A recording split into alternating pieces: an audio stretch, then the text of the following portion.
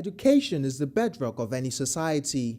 Nations that give it top priority from the primary to tertiary level emerge competitive and viable economies. In Nigeria, the education sector is challenged due to the issues of lack of confidence in the system, policy inconsistency, underfunding, as well as an outdated curriculum that does not match the 21st century global market demands. This informed the Business Day 2017 Education Summit, which brought stakeholders together to discuss the theme, Realigning Education with Market Demand, the role of private sector as catalysts. Giving the opening remarks, publisher BusinessDay, Mr. Frank Aigbogun, shared the objective of the summit.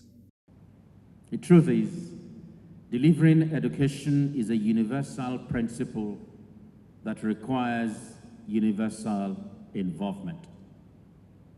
All over the world, especially where they have been successful, education has not been left to the government or to the private sector. So what we seek today is to galvanize interest, create a catalyst for the kind of collaboration between the public and the private sector that is required for us to succeed in putting education in its right place as a bedrock, as a pillar for society's development. In spite of the low 2018 federal government budgetary allocation relative to the UNESCO benchmark of 26%. Secondly, to present to you the first in a series of reports by BusinessDay on the education sector. The book launch of the Lagos Good Schools Guide. Education matters for millions of reasons. For the 43 million Nigerians that are all 10 and below today, becoming the country's young adults in another decade, with some entering the labor market. Also for the over 1.5 million candidates who sit for the Unified Tertiary Matriculation Examination yearly, as well as for the 18 million of our youth labor force who are either unemployed or underemployed. Education is the best possible investment that a nation can make against exclusion, inequalities, and surely against poverty. Keynote speaker, Professor Pai Obanya, Emeritus Professor of the University of Ibadan, proposed a tripartite synergy between the government, industry, and civil society to transform Nigeria's education sector. It pays to address all the issues that pose challenges to any education system. What you have on the screen is a methodology I've developed everywhere. The challenge area number one, I said under education policy environment. Nigeria, you all say it, policy somersault, poverty, what again? Policy hop, step, and jump. Policy 880 yards, but it's the fact that you say something today, tomorrow you are saying another. And you know it has become fashionable. Just change a commissioner of a state, and what you did before is not done. Number two, access and equity. You can see where we did not score well. We have this large number of children who ought to be in school but are not there. We have failure of meaningful access. Let me explain here. Access has so many dimensions. You enroll, you attend, you participate, you move from level to level, you graduate, you go on into life. That is meaningful access. But I can show you statistics in Nigeria where 100 people are supposed to go in, but only 80 go in, and only 70 attend, and only 60 complete, and only 30 continue. So we have failed in terms of meaningful access. It's not just that people are not enrolling, it's they are enrolling, but many are getting out to do something else or not do anything else. Or many are in school physically, but not psychologically. Physically, Adebayo Adetunji, present, sir. But when you say, Adebayo Adetunji, what have I just said? He says, sir, what were you saying? When it comes to quality and relevance, ladies and gentlemen, quality in education is simple. It illustrates a saying, what you sow is what you reap. So you need quality inputs, quality processes to get quality outcomes. And what is happening, we all blame the quality outcomes without looking at the other qualities.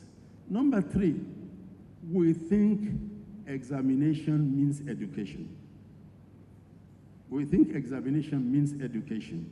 And I'll tell you a story I inherited. An American was visiting Lagos and he saw terrible schools. And when he got to Old Yaba roundabout, he saw this mighty building. He said, excuse me, what is that building? And my man said, oh, West African Examinations Council. The American paused, said, I see. Your problem is that you do not have an education system, you have an examination system. Number 4, management and efficiency. Look at the top. You cannot just say, I'm doing something without thorough thinking. And it is thorough thinking and programming that you call strategic planning. And you cannot just plan education without planning the entire economy. So we need a culture of planned socioeconomic development into which planned education development can fit in. And that is here to take root. Then there's one embarrassing situation.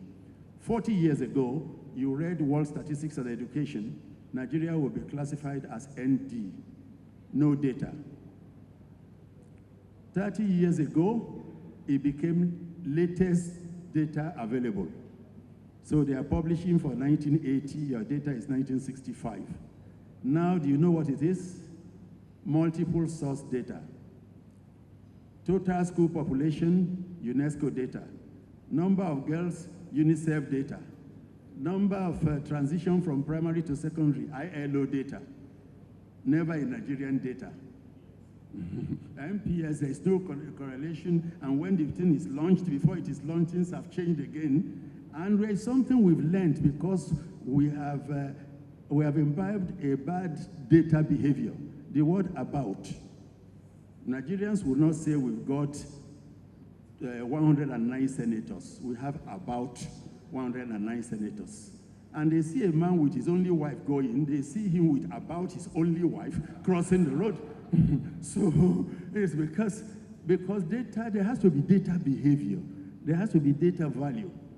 Every government will talk about qualified teachers, and statistics talk about qualified pupil-teacher ratio. Ladies and gentlemen, a qualified teacher is not necessarily a competent teacher. A competent teacher, not necessarily an efficient teacher. And an efficient teacher, not necessarily an effective teacher. The effective teacher is the one who teaches and you learn. The qualified has the certificate. The competent can recite what has been taught in school. Senator Tijani Kaura, who represented the Senate President, gave further insights into the role being played by the National Assembly in repositioning the Nigerian education sector. There are 2 stages. One of the major roles of the National Assembly, particularly the Senate, is to make laws and to amend laws. If you look at most of the laws that were enacted by the National Assembly in the past are today almost obsolete. So from time to time, the National Assembly will review all these laws that were enacted previously and to see whether there is need for amendment to make them in tandem with actually a present reality. And that's one role the National Assembly is playing. Like I said today, we have amended several bills in education today from the beginning of the 8th Senate. And we intend to do more amendments to other bills. You know, let me give you an example. of the laws of UBEC. UBEC, there is a money bank situated in the commission meant to be distributed to states. But the law says that for a state to access this money, that state has to pay 50% counterpart funding to that commission in order to be able to access the fund from the federation account. Now, so many states, only 2 states are able to access this fund because they do not have the counterpart funding. So what we have done in the National Assembly is to reduce the counterpart funding from the state to make it easy for states to provide their counterpart funding. In addition, we increased the 2% that is supposed to be taken for federation account into that account. We increased it from 2% to 3% so that the money will be more. In addition, also, we said this money should be extended to secondary schools instead of keeping it just within the reach of primary schools. This is a major landmark in terms of education. Professor Obanya speaks further on the prospects of a dynamic education system in the country. One thing about education is that there is no society that does not criticize its education. Because education is like child rearing. You are looking towards perfection. And since you can never be perfect, so you stay in Britain, somebody is writing black papers on education. That is as opposed to government white paper. You get to America, they are saying a book called A Nation at Risk, saying this country is being overtaken by China and Korea because of our education. So there's never a time or a place you say, my education is perfect. So all those 6 areas of challenges are just an attempt to focus what you'll be talking to. Because my experience over the years has been how to structure discussions on education. Call it teachers, people will talk about boarding house, people will talk about anything. So it's a structure for studying an educational system. How do you make the policy? Because that's the beginning of everything. How do you make sure that everybody has education? That's access and equity. How do you ensure that what they have actually improves their lot? That is quality and relevance.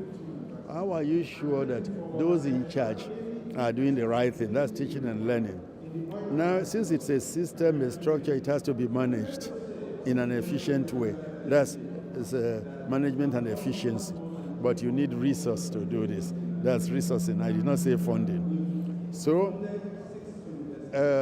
wherever, in the case of Nigeria, the analysis is always being done. One thing is lacking, or 2 if you like. One is a refusal to go forward after the recommendations. And 2, the political game of just scratching things on the surface. You renovate schools, you spend 10 million. The day you are inaugurating the renovated schools, you spend 100 million, and people call you an action governor. But you get into the school, and the teachers are not teachers, and the equipment, no equipment, and no teaching and learning taking place. Even when you go out, the place is overgrown with grasses. So, so because of this, people want immediate propaganda gain, and people just don't have the desire to go from talk to action. As Nigeria seeks to attain being one of the leading economies in the globe, the possibilities will be driven by a skilled and competent human capital resource that derives from an education system that has a pragmatic public-private partnership model. The government has a major role to play here with the right policies, national philosophy, and enabling environment.